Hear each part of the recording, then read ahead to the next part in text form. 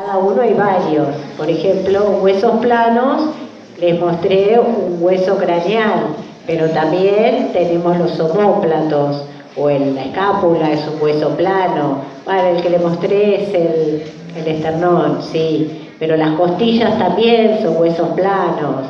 Hay varios ejemplos para cada tipo de hueso. Los largos obviamente son varios, me parece que les mostré el húmero, pero como ven acá hay varios huesos, todos estos son huesos largos del carpo y metacarpo y la falange, son todos huesos largos esos.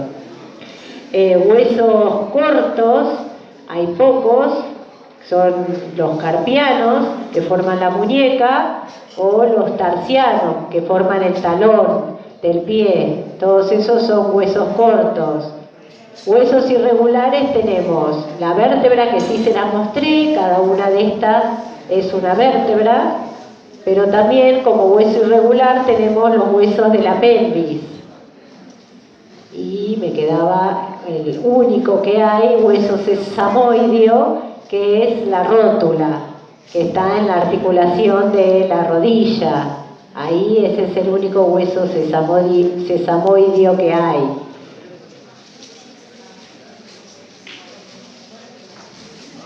Y acá me parece que no la queríamos, no les iba a mostrar más nada. ¿El tobillo qué sería? Eso lo vamos a ver cuando veamos articulaciones, es la articulación de varios huesos. Bueno, esto después lo vamos a ver en un ratito. Inervada quiere decir que tiene muchos vasos sanguíneos, y muy inervada que tiene muchos nervios. Por eso cuando uno tiene alguna lesión en un hueso, se quiebra un hueso, duele un montón. ¿Qué pasa con el hueso? ¿Se mantiene siempre igual? ¿Se produce hueso? ¿Se degrada como vimos? Bueno, obviamente, a medida que después del nacimiento, que se produjeron los huesos, el niño nace con huesos, pero a medida que va creciendo, esos huesos se van alargando y se van engrosando. ¿Cómo lo hacen eso? Bueno, especialmente empieza en la lactancia, pero durante toda la infancia y la adolescencia los huesos crecen, tanto en espesor como en longitud. ¿Cómo es el crecimiento del hueso en longitud? Fíjense que tenemos, esto es un hueso largo, vimos, por ejemplo, el húmero puede ser, tiene dos extremidades, acá se ve la extremidad superior, pongamos. Fíjense que tiene el cartílago articular, tiene la epífisis y tiene la diáfisis. Y conectando la epífisis con la diáfisis teníamos una zona que se llama metáfisis. Metáfisis. En la metáfisis de los niños, de los lactantes y los niños, es bastante gruesa, porque el hueso crece en longitud desde acá. Desde ahí crece en longitud. No sé si se ve ahí. Ahí, no, tengo que señalar acá. Bueno, fíjense que tenemos,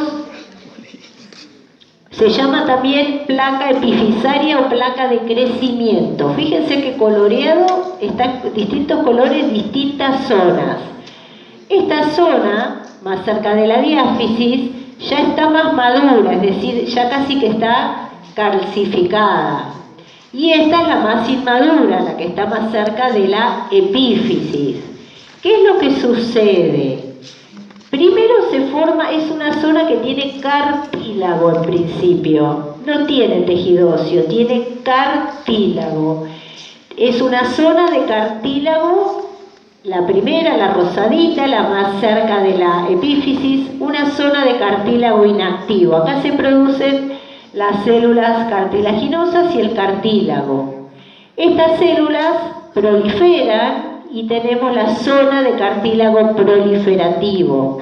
Siguen proliferando más y se hacen más grandes esas células cartilaginosas en la zona de cartílago hipertrófico. Hipertrófico está hipertrofiado, está agrandado, esas células están agrandadas, están produciendo mucho cartílago, están produciendo mucha matriz extracelular cartilaginosa.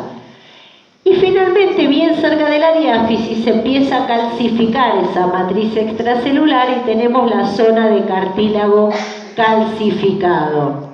De tal manera que esto crece en esta dirección y finalmente pasa a ser el tejido óseo.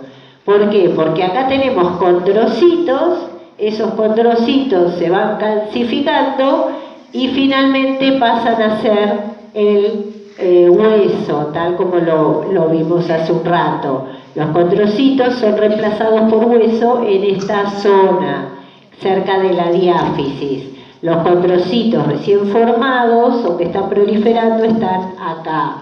De manera tal que la diáfisis se alarga en los niños y adolescentes, lactantes niños y adolescentes, a través de esta placa de crecimiento o placa epifisaria. Entre los 18 y los 21 años se cierra esta placa epifisaria, no trabaja más, se vuelve inactiva y todo el cartílago es reemplazado por hueso. De tal manera que después de esa edad no puede seguir habiendo crecimiento en longitud de los huesos. La altura que se alcanzó entre los 18 y los 21 años es la que va a permanecer por el resto de la vida. De manera que el crecimiento en longitud se produce en esta placa epifisaria o placa de crecimiento. Y el crecimiento en espesor, porque los niños también de lactante, niño, adolescente, adulto, tiene que crecer también en espesor ese hueso. Fíjense que se llama crecimiento por aposición en espesor. Esta es la superficie del hueso, ¿no? Ahora después lo vamos a ver un poquitito mejor en un video. Esta es la superficie del hueso, acá tengo el periósteo, por debajo tengo las circunferencias, pero no de las ostionas, sino estas circunferencias que rodean todo ese hueso. Acá tengo una ostiona, por ejemplo, pero estas son las circunferencias que rodean todo el hueso. Hay osteocitos en las lagunas, con las prolongaciones.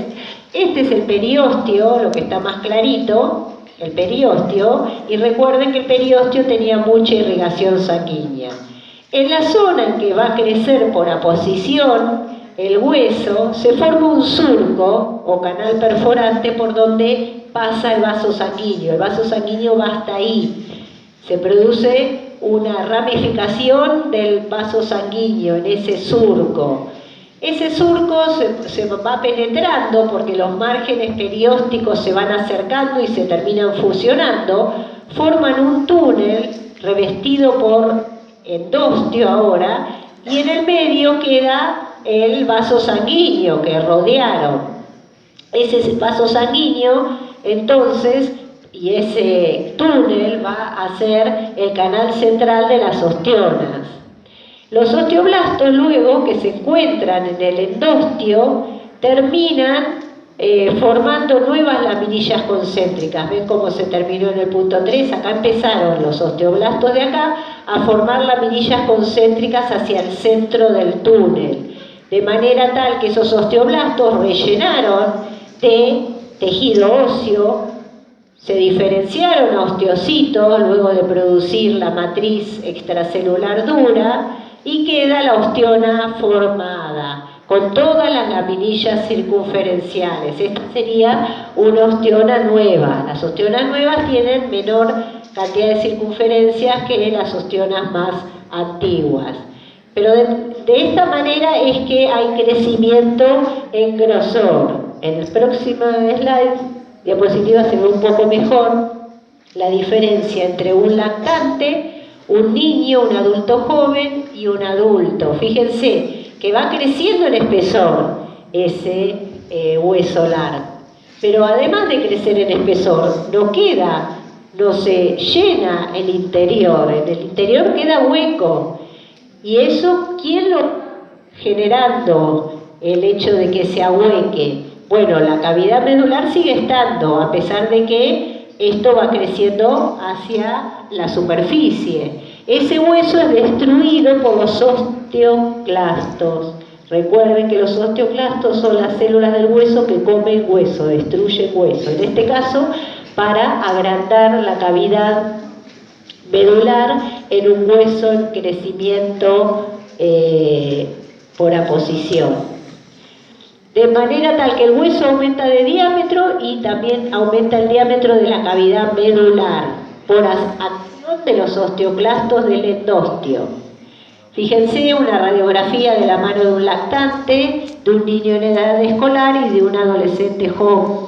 No solo se van alargando los huesos, sino que también se van haciendo más grande.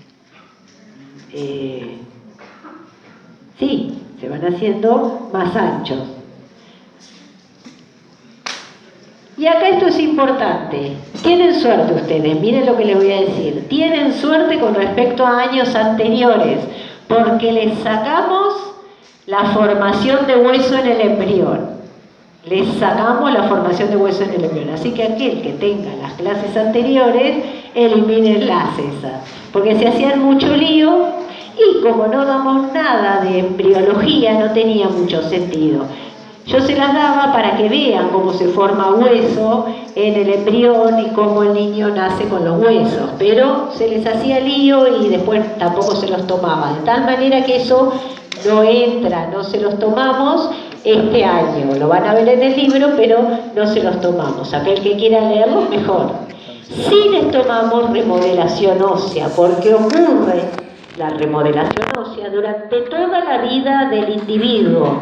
Durante toda la vida del individuo ocurre remodelación ósea. Eso que les mostraba que el osteoclasto en determinadas zonas de determinados huesos está degradando para luego dejarle lugar al osteoblasto que produce nueva matriz extracelular y que se diferencia a osteocito.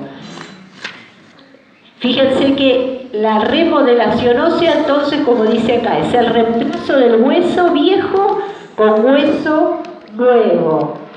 No quería esto, Antes vamos a seguir viendo esto. El reemplazo de hueso viejo con hueso nuevo y consta de dos etapas: la resorción ósea, es decir, degradación de hueso por los osteoclastos, y el depósito óseo, es decir, la incorporación de minerales y fibras colágenas por osteoblastos. Es decir, que estas dos etapas son necesarias para producir hueso nuevo. Luego que se sacaron los minerales y el colágeno por los osteoclastos, que se degradó, los osteoblastos producen nuevas fibras colágenas y incorporan minerales. Fíjense que hay una homeostasis de esto. Tenemos hueso que es producido por osteoblastos. El osteoblasto deposita hueso, genera hueso. El osteoclasto lo saca, lo degrada, lo elimina. Esto hace que también participa en la homeostasis del calcio. Esto K es ion calcio y esto P es ion fósforo. Cuando el osteoclasto degrada hueso, se liberan esos fosfatos de calcio, esas sales de calcio, y pasan a la circulación, a la sangre, y van a distintas partes del cuerpo donde se necesite calcio, y si no se necesita, se elimina por la orina. Hay hormonas, bien cuando vean endocrinología en el segundo cuatrimestre, que aceleran la degradación de hueso por el osteoclasto, por ejemplo el cortisol o la paratormona.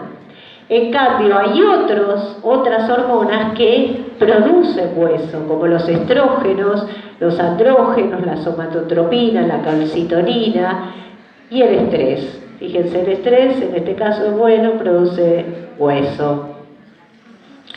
De tal manera que es un equilibrio siempre entre la formación de hueso y la degradación de hueso. ¿Alguna pregunta con respecto a esto? ¿O a lo que vimos antes? Sí. Bueno, les estaba preguntando.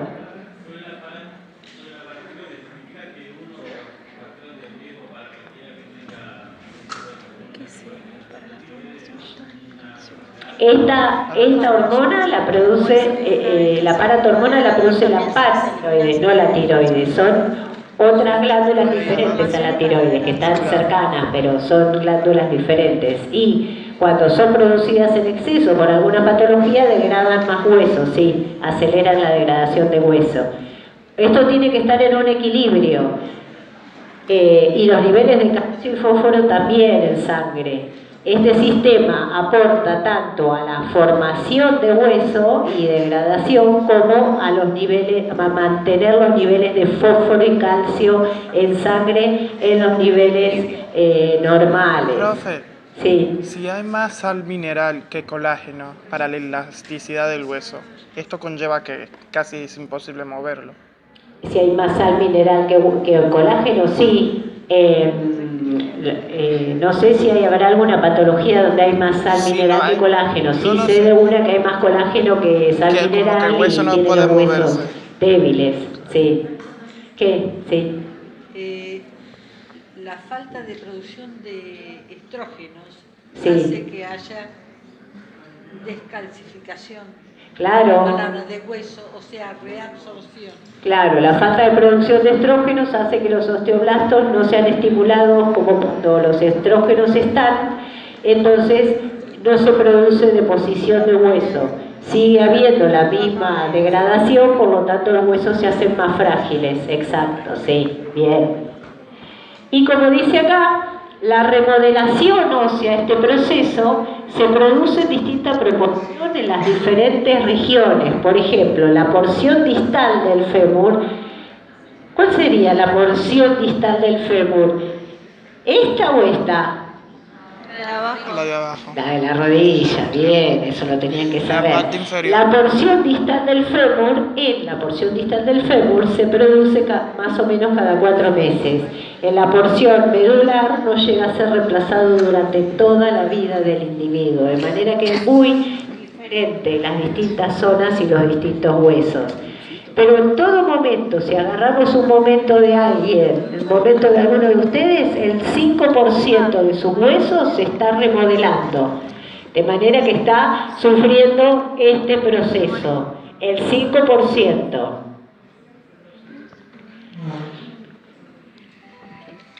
Acá vemos distintos tipos de fracturas que pueden ocurrir. Nada para que sepan, no es nada que sea...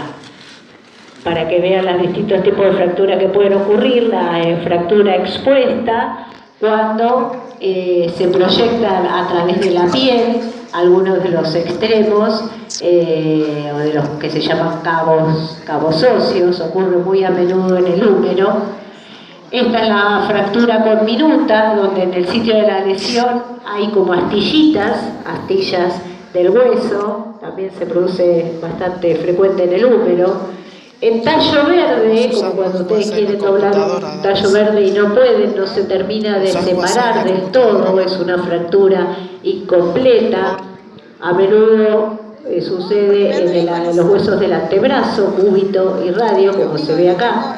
Fractura impactada, donde uno de los cabos de la fractura está encajado en el interior del otro. En todos estos casos hay que ubicar nuevamente a los extremos del hueso para que se pueda recuperar totalmente. La fractura de Pott, que es la fractura específicamente del extremo distal del hueso lateral de la pierna, como se ve acá. La fractura de Poton-Coles, que es la fractura del extremo distal del hueso lateral del antebrazo, es decir, del radio. Esta es una fractura bastante común también. Son distintos tipos de fracturas. Antes de ver lo anterior, yo les quería mostrar un video. A ver, cómo se forma. Fíjense, acá están los osteoblastos que van juntos, migran y depositan hueso. Después se diferencian osteocitos, eso es lo que les quería mostrar. Los osteoblastos se pueden diferenciar a osteocito y el osteocito mantiene el hueso, ya sea esponjoso o el hueso compacto. Acá se ve una parte de hueso compacto, una parte de hueso esponjoso, ¿no? Pero esto no era lo que les quería mostrar. Formación, esto también era esto. No es porque no les tomamos patología, pero porque es algo que está bueno para ver, para que ustedes entiendan cómo se deforma el hueso y se degrada. Fíjense que estos son osteoclastos que están remodelando el hueso viejo. Ven que hacen surcos y luego migran los osteoblastos que regeneran el hueso, ese hueso nuevo. Cuando el tejido se pierde por acción de los osteoclastos más fácilmente que lo hacen los osteoblastos para regenerar, se produce lo que se llama osteoporosis, especialmente en las zonas de hueso esponjoso. Las trabéculas no se producen como se deben producir y entonces se generan con mayor facilidad las fracturas. No era esto lo que les quería mostrar. Es importante que vean las distintas etapas en la reparación de una fractura, porque los osteoclastos y los osteoblastos son importantes para remodelar el hueso, pero también para reparar. Vamos a ver las células involucradas en la reparación de una fractura. Fíjense que hay 4 etapas. Primero se forma un hematoma, que se llama hematoma fracturario, donde obviamente hay sangre que se derramó, la sangre coagula, y entran fagocitos o células fagocíticas de la sangre, van al sitio del lugar y tratan de eliminar el tejido muerto dañado. Esto dura varias semanas. Acá se ve bien el hematoma fracturario. Luego, la otra etapa es la formación del callo fibrocartilaginoso. Fíjense, se forma fibrocartílago. Es una reparación similar a cuando el hueso crece en longitud. ¿Se acuerdan que se formaba primero cartílago y a partir del cartílago se formaba el hueso? Acá también se forma un callo fibrocartilaginoso donde tengo muchos cartílagos y condroblastos que producen las fibras colágenas. Esto ocurre así porque son más rápidos para producir, es más rápido producir cartílago que hueso. En áreas grandes, entonces se produce en principio cartílago. Las células del periósteo se diferencian a condroblastos, que es esta célula grande que está acá, y producen fibrocartílago. Entonces se forma un callo que se puede ver con una radiografía, colágeno, tiene colágeno más cartílago. La tercera etapa es la formación del callo óseo. Ahora hay células osteógenas, formadoras de hueso, que transforman a los osteoblastos, que son estas células celestitas que se ven acá, y comienzan a producir hueso esponjoso. Ven que se forman como trabéculas. Cuando el fibrocartílago se convierte en hueso esponjoso, esto se llama callo óseo. Y finalmente, la última parte de la reparación de una fractura es cuando los osteoclastos, fíjense, los osteoclastos reabsorben partes muertas y el hueso esponjoso se reemplaza con hueso compacto, con ayuda obviamente de los osteoblastos que se encuentran en la zona.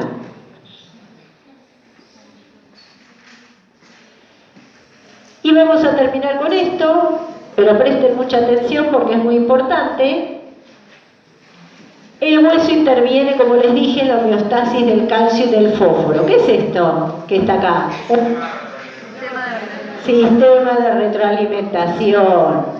Fíjense que algunos estímulos interrumpen la homeostasis por disminución. En este caso les muestra cuando hay disminución del calcio en sangre. ¿Qué pasa?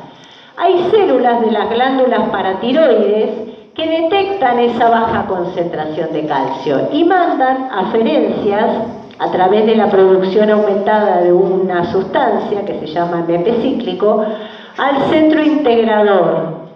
Entonces, el gen de la paratormona, la paratiroides, se activa y se produce paratormona. Esto es, la PTH es paratormona. Aumenta la liberación de paratormona. ¿Qué hace la paratormona? Va a los efectores que son los osteoclastos, donde se incrementa la resorción ósea, para que libere calcio a la sangre y aumenten los niveles de calcio sanguíneo. Pero además la paratormona lo que hace es que los riñones reabsorban más calcio de la sangre y excreten más fosfatos en la orina. Y además producen una hormona que se llama calcitriol. Fíjense que todas estas dos cosas hacen que aumenten los niveles sanguíneos de calcio, con lo cual se restaura la homeostasis, cuando el nivel sanguíneo de calcio llega a la normalidad. Acá, el centro integrador se encuentra en la paratiroides en este caso. Como el hueso almacena, como dice acá, el 98-99% del calcio corporal total, esto ocurre en hueso. Fíjense que les pongo la concentración normal de calcio, no importa que la sepan, pero que sí que si aumenta o disminuye mucho, fíjense, puede llevar a un paro cardíaco o un paro respiratorio. De tal manera que el hueso regula la concentración de calcio, que es importante para la contracción muscular, como vamos a ver cuando veamos músculo y como vamos a ver cuando vean sistema cardiovascular. Y el resto, que son patologías, lo ven ustedes. Bueno, mañana, casi seguro mañana van a estar las notas. Les vuelvo a repetir, mañana, porque les quiero echar una ojeada final y les conviene.